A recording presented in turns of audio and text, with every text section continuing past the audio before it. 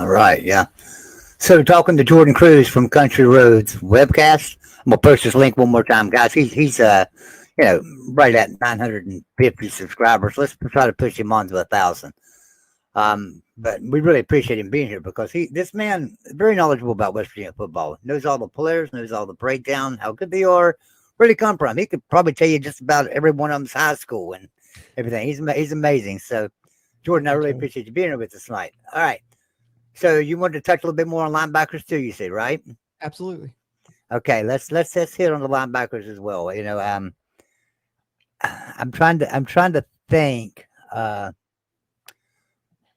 trying to think the last time we had a secondary that was not the greatest, and then the next year done really well. And the team that's coming to my mind was 1992. We had a decent defense, but secondary was a little bit rough. And then 1993 we went undefeated. But let's talk about the linebackers for a second, then. So go ahead and break down the linebackers for us and tell us who you who you're going to be watching the most this year.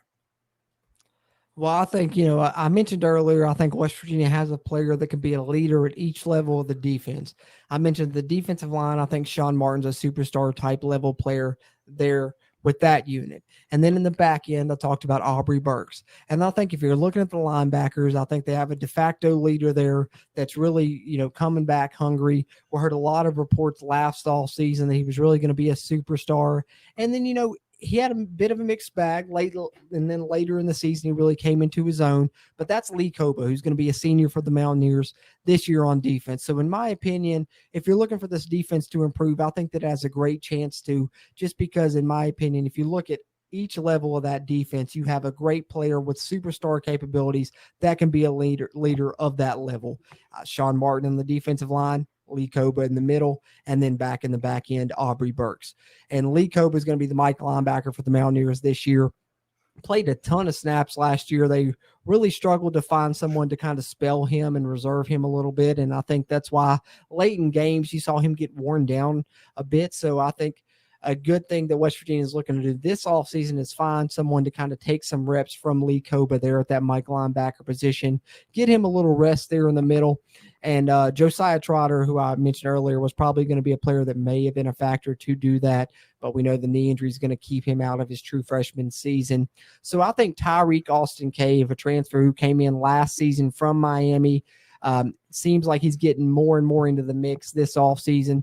Probably the prime candidate to factor in there. And then you got our former preferred walk-on in Caden Bizer, who spelled Koba a little bit last season. So West Virginia has a couple of bodies there that could spell him and give him a little bit of rest when he needs it. But he's definitely the leader of the linebacking core, in my opinion. And I'm expecting a big season from Lee Koba. And then the other two linebacker positions, we'll start at Bandit, which I touched on a little bit earlier because we know Bandit's kind of a hybrid defensive line linebacker position. Sometimes it comes off the edge. Sometimes it's back there in the middle, almost factoring in as a middle linebacker type position. But Jared Bartlett's the one guy West Virginia has returning there. He's been very experienced, going to be a redshirt junior this season. Had some standout performances in the past. The one that really comes to mind is the game in Morgantown a couple of years ago when West Virginia beat VT, and he had 3 sacks and really dominated at times in that game. I've heard that he's had a really improved offseason, so I'm hoping that he factors in great in, not only in his pass rush, but hopefully in run stopping abilities as well. And then I think James Hurd's going to be the other guy that gets the most snaps there potentially for West Virginia. Talked about him a little bit earlier, true freshman, but great natural pass rusher. And then another true freshman that West Virginia has there is Orion Fisher. I think he'll redshirt for the Mountaineers this season. Probably won't see him on the field, but there is another body that West Virginia has that could see the field there at that Bandit spot, and that's Tyron Bradley. And we're talking about transfers coming in.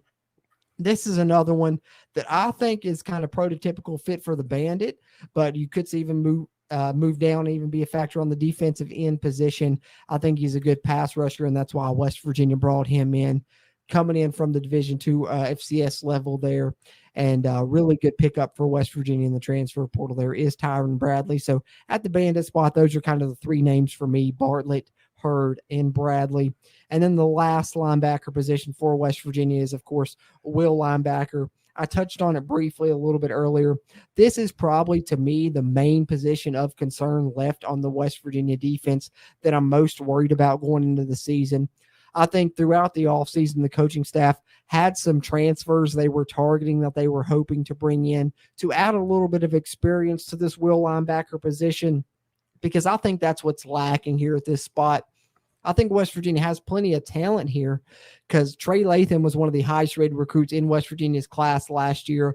Joff Averis came in as a cornerback, an international player, very athletic, and has finally developed to a spot where he can contribute there.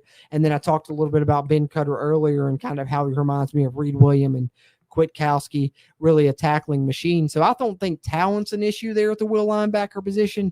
It's just experience that they're kind of lacking. None of those players really played yet at this level. So I think it's almost an open competition to see who starts there at will linebacker. Right now, if you're asking me, I think Joff Averis has put on the best performance throughout the spring, had a couple standout plays in the spring game. So he may be the favorite, and you're looking at him, Lathan, and Cutter splitting time there. If West Virginia doesn't manage to bring in another transfer, they still have 2 or 3 scholarships remaining, I do believe, for this year. So we'll see what happens there. I think linebacker is definitely probably their primary target if they're going to bring in another transfer. Will linebacker, like I said, definitely the area of concern to me. But overall, I think West Virginia has good experience with a mix of young talent at this linebacker position. Lee Koba and Mike, the standout to me, obviously, as I said, a standout player at all 3 levels. And now you know which one of those is at each level. Sean Martin at the defensive line, Lee Koba in the middle, and Aubrey Burks in the secondary. But I think Jared Bartlett's ready for a big season, hopefully at the bandit position, and we'll see what happens there at will linebacker between Lathan, Faveras, and Cutter. But I think Lee Koba's posed for a big season for us there at the Mike position, Joey.